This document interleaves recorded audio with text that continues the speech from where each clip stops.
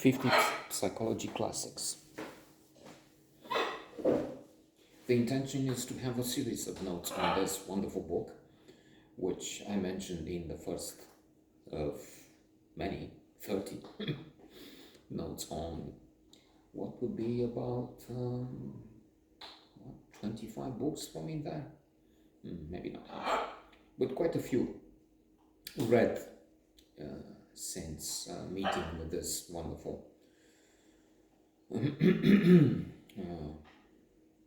book.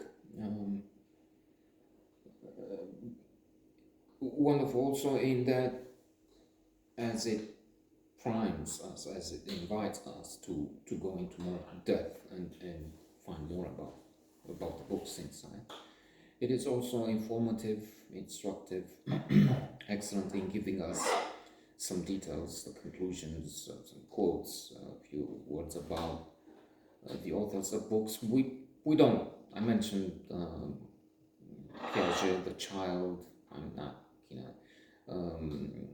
reading through some of those classics, which are not Freudian, some anti-Freudian.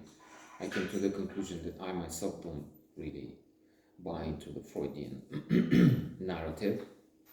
So that's Freud, Jung, although we learn from here, and of course other places, Freud and Jung. And then Adler met at the beginning of this, last century. I'm more into that one, of course, than this one. Mostly I lived there. 1902, they started Wednesday meetings. This became a Freud, but then Adler in 1911, I think it was, he split from this group of Jewish doctors. So he's so important for psychology. Jung, Freud first, of course, Jung and Adler. Adler was the president of this society in the first place. So Freudian would not be of interest to me, really. Fountains in the brain also. Although it sounds interesting, Styron and his book on depression sounds too depressing. And then William Styron has enchanted me with Sophie's Choice, known throughout the world. Such a terrible choice then to choose between two children who will be sent to the death camps and survive. Because that's Sophie's Choice, that's what she's given by the Nazi officer. And then Confessions, the Confessions of Nat Turner.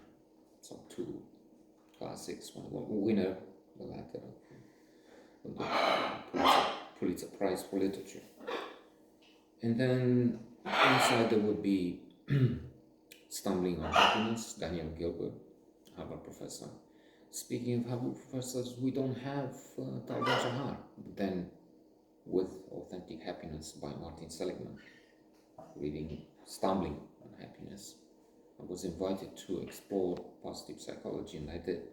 Tal Ben-Shahar, we keep mentioning him here. Sonia Lubomirski, Ed Diener, some of the disciples too, and others, Stefan Klein, Happiness Formula, which concludes with you have to bring change into your life. Change is essential.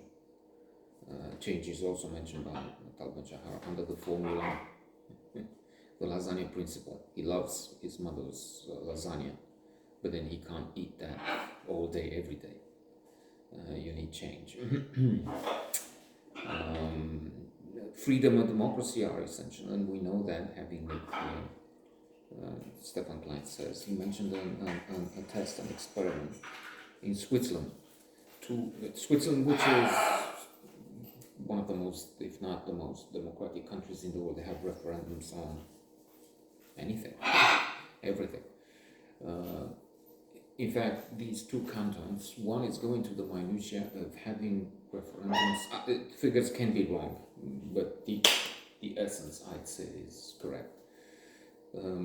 Manusha having referendums on expense of 100,000 euros, let's say, Swiss francs, in fact. Sorry, because they're not in the EU, and they respect all the rules because they're associated, but still they're not in, and they don't have a common currency. Yeah. And then another is concerned just with expenses up to referendums on expenses not up to beyond, sorry, 300,000. And people are happier in the one which goes with the democracy deeper, lower limit. So, in other words, the democracy is an essential exercise. Is splendid. Releases a chemical of the exact composition at the exact time in the exact moment of serotonin, epinephrine, and the other essential components of well-being, happiness. Barbara Fredrickson, come to think of it, she's not included here with her positivity and the elements of positivity, but let's not name and go into that now. Just as some would be not with the book I know, or which is one of the few books they have. Mihaly Csikszentmihalyi, co-founder of positive psychology, is included in the 50 classics with creativity, not flow. Flow seems to be more important because flow deals with maximal happiness, with zenith, with nec plus ultra. And again, let's not get into that now. And of course, to end, because we're getting far now, Malcolm Gladwell has Blink, the power of thinking, the not thinking, but not outliers, with the 10,000 hours over 10 years. Not the tipping point is mentioned, indeed. And then he wrote something else wonderful more recently, Conversations with Strangers. Wait 10 minutes! We have to end now to survive.